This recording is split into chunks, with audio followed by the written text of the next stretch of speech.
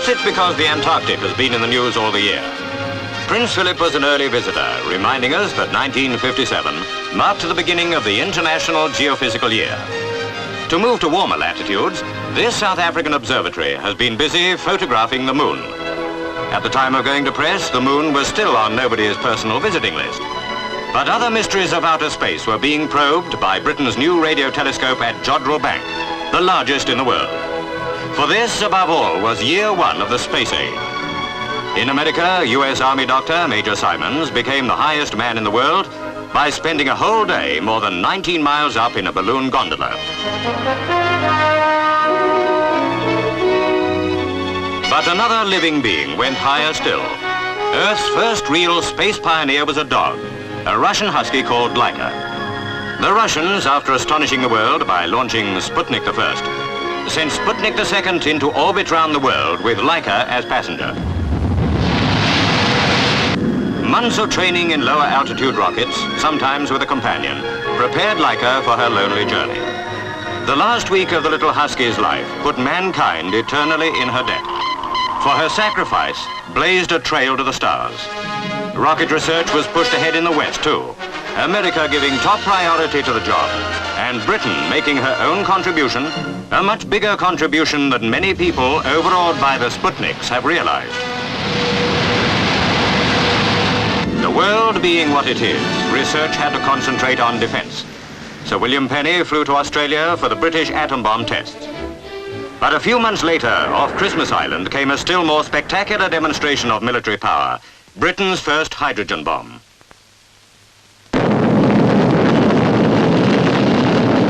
The blinding glare of a man-made sun lights up man's dilemma. In one decade, he has found the secret which can destroy him and taken the first steps which can lead him into outer space. But the faster man learns how to destroy life, the faster he learns how to preserve it. Stephen Moore's mother, injured at a car smash, was kept 169 days in a deep freeze coma and then bore him safely. Another boy in the news was Prince Charles, who made history by being the first heir to the throne of England to go to school. A sign of the times from a court which, in spite of criticism, is proving it can keep abreast of the times.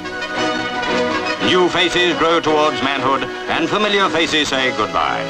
Sir Anthony Eden, after a long career in high office, was forced by ill health to leave the highest of all, the Premiership.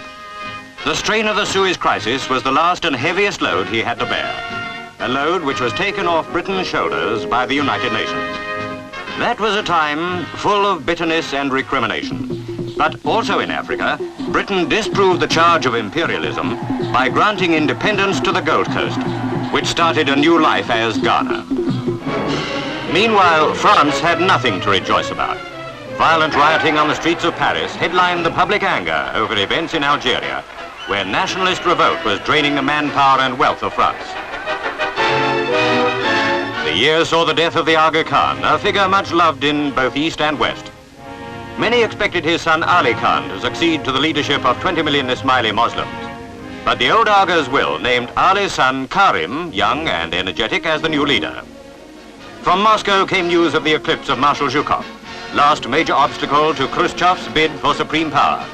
His dismissal with others of the old guard was a measure of Khrushchev's growing strength, for Zhukov was the hero of the Red Army and the most popular man in Russia, not to mention being well respected abroad. Sports news. At Wimbledon, Althea Gibson became the first of her race to win the women's title. Runner-up Darlene Hard congratulates her. Another female victory. Denmark's Greta Andersen winning the cross-channel race. Of the 22 swimmers who set out from France, only 2 made it. On the male side, Derek Ibbotson lowered the mile record by nearly a second at the White City. And what a race that was. Derek's time, 3 minutes 57.2. And the next 3, Ron Delaney, Jungwirth of Czechoslovakia, and Ken Wood, were all inside the 4 minutes. For Stanley Matthews, it was a year of honors.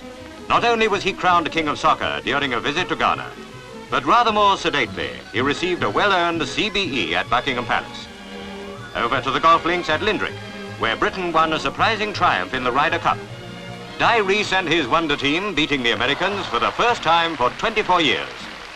Britain was challenging another foreign monopoly too, the dominance of Italian cars in Grand Prix racing. Right on their own home ground, in the Italian Grand Prix at Monza, Stirling Moss defied the Ferraris and Maseratis and drove a British Van Wall to victory. Later in the year, Maserati announced their withdrawal from Grand Prix and sports car racing for economy reasons. But perhaps they read the omens as the laurel wreath went round Stirling's neck. And round Katie Molson's finger went Stirling's wedding ring. Good luck to them both. A glance at the general news. The Oxford Street fire, from which, thanks to the presence of mind of ordinary passers-by, several girls working on upper floors had very narrow escapes. Less fortunate were the victims of a rush hour disaster in the same street, when a bus driver had a blackout and his huge vehicle ploughed into a bus queue, killing 7 and injuring many more. Britain's Catholic community celebrated the enthronement of Dr. William Godfrey as Archbishop of Westminster, succeeding Cardinal Griffin. A great chapter in the history of the sea came to a sad close when the sailing ship Pamir went down in an Atlantic gale with the loss of 82 lives. One of the last of the great windjammers, she had been sailing the oceans for more than half a century, earning her living first as a merchantman, then as a training ship for German cadets. The world mourned a fine ship and the men and boys who perished with her. A strange occurrence near Bolton, where a hole yawned in the street, houses collapsed, and 400 people had to be evacuated. The most spectacular event of the royal year was the visit of Queen Elizabeth and the Duke of Edinburgh to the United States. The young Queen won every American heart. She so obviously enjoyed every minute of it. Mayflower II joined in the New York welcome. She certainly earned the right to be there by her adventurous repeating of the original Pilgrim Fathers' voyage. And the great nation the Pilgrim Fathers helped to found showed that when it comes to rolling out the red carpet, they leave everyone else standing.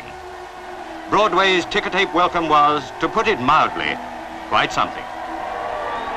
So high did the winds of New York carry the man-made snowstorm that it was still around the Queen at the top of the Empire State Building. The White House gave the world a moment of alarm with the illness of President Eisenhower. But fortunately, he recovered quickly. Prime Ministers Macmillan of Britain and Gaillard of France met to discuss North Africa. Oil was at the back of French thoughts. The King of Morocco and the President of Tunis offered to mediate in Algeria, but France was in no mood for mediation. Anti-British and anti-American riots followed our supply of arms to Tunisia, which France feared might find their way into rebel hands. But it was a quarrel among friends. The royal visit to Paris was the best demonstration of our French neighbors' basic feelings towards Britain. The capital's warm and brilliant hospitality was typical of the fundamental unity of the peoples whose histories have run parallel. A unity of heritage that will still be there when the feuds and furies of today have long been forgotten.